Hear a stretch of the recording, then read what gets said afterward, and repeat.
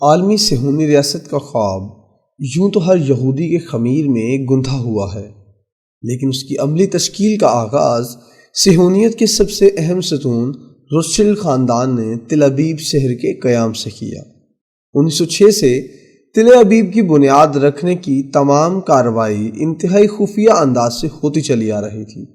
ایک جانب برطانوی حکومت سے گٹھ جوڑ کے لیے خفیہ مذاکرات بھی شروع تھے، اور ساتھ ہی فلسطین کے جافا شہر کے چند ایک یہودیوں نے یہوذات بائت کے نام سے ایک سوسائٹی بنائی، جس کا مطلب روشن مسکن تھا۔ اس کا مقصد یہودیوں کے لیے جدید شہروں کی طرز پر ایک شہری سہولت میسر کرنا تھا۔ خلافت عثمانیہ میں فلسطین کے علاقے میں یہودیوں پر زمین خریدنے کی پابندی تھی۔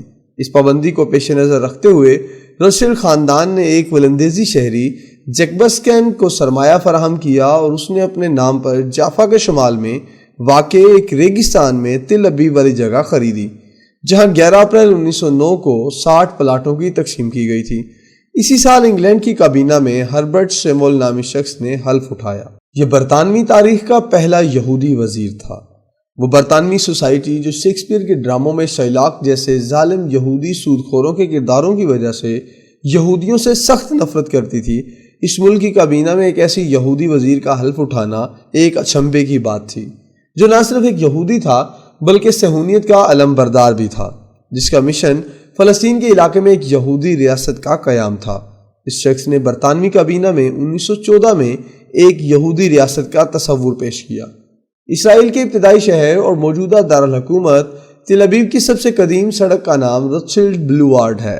اسی سڑک پر موجود ایک ہال میں 14 مئی 1948 کو اسرائیل کی آزادی کا ڈکلیریشن پڑھا گیا اور اس پر دستخط ہوئے۔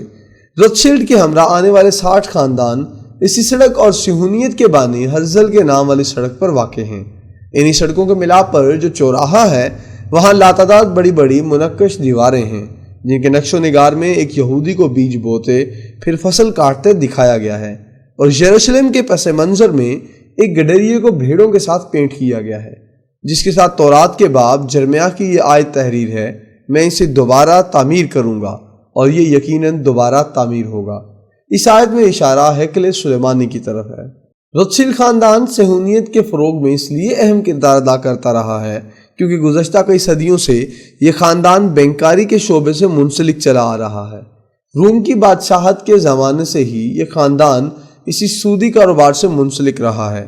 پورے یورپ میں 1264 سے لے کر 1567 تک ان 3 صدیوں کے دوران یہ واحد سودی بینکاری کا نجی ادارہ تھا اور اسی خاندان کی ملکیت تھا۔ لیکن جب 1694 میں برطانوی پارلیمنٹ نے ایک قانون کے ذریعے بینک آف انگلینڈ کا چارٹر منظور کیا، تو اس حکم نامے کے ساتھ ہی اس بینک کو یہ اختیار بھی دے دیا گیا کہ وہ کاغذ کے نوٹ جاری کر سکے گا۔